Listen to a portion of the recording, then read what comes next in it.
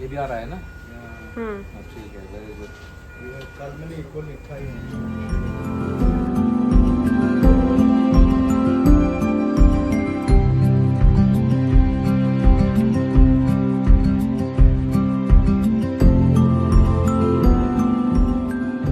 What is EPSS?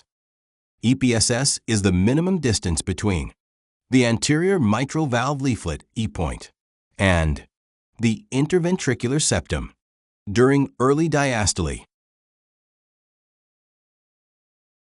It is measured using M mode in the parasternal long axis cardiac view. A larger EPSS indicates reduced LV systolic function. How to measure EPSS step by step. 1. Get a good PLAX view.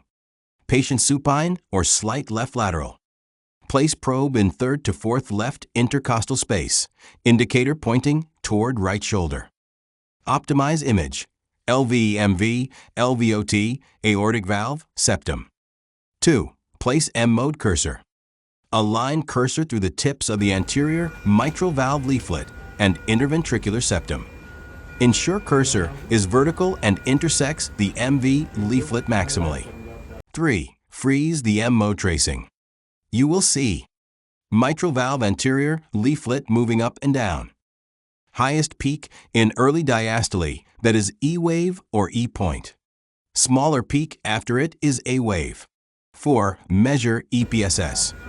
Measure the minimum distance between peak of E point and interventricular septum.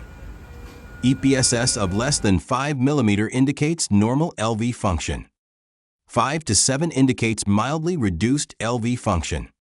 7 to 10 moderately reduced, and more than 10 mm means severely reduced LV function.